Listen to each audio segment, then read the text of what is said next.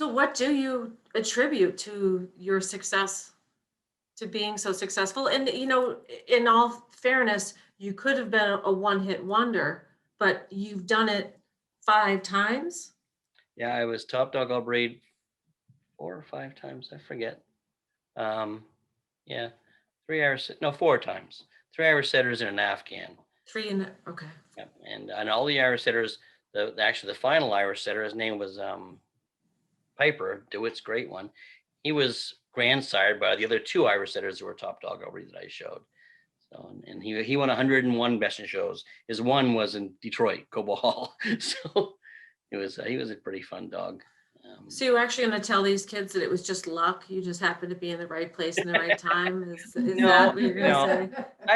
I think timing does have a lot to do with it because I met the right people, and I was like a sponge. I don't know, Kelly. Do you remember Garrett Lambert? No, I don't. Now, Garrett was a very successful handler here in Canada. He worked for Bill Trainer, and he came up here and he settled down up here, obviously.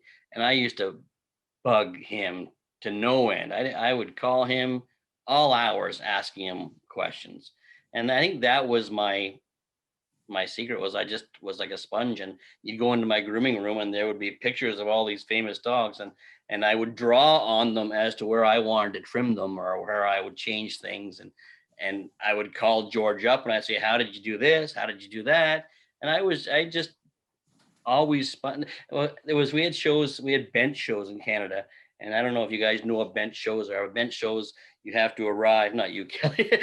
You have to arrive at a certain time. You can't leave until I think we couldn't leave till after mission show and 7 o'clock each day, and we had a week straight of those shows, and we would have there was a sportsman show in Canada, and Peter Green would be there, Bobby Barlow would be there, Tommy Glasser would be there, George Ward would be there, and these guys couldn't go anywhere, so they just stood around talking, and I was the little guy wandering around listening to them all and bugging them all. So I got to know them all when I was a little kid.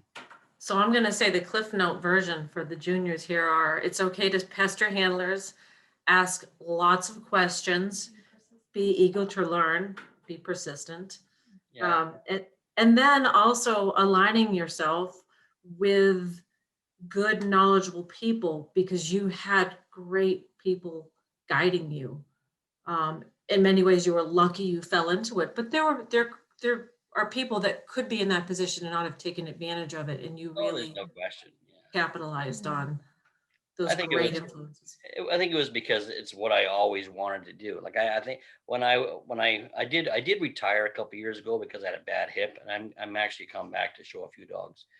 But someone asked me, um, what kept me going, and it was I just wanted to get better and better all the time. Even when I was in my 40s, I would see somebody and think, and I would ask them the question. It was just nonstop questions over and over again.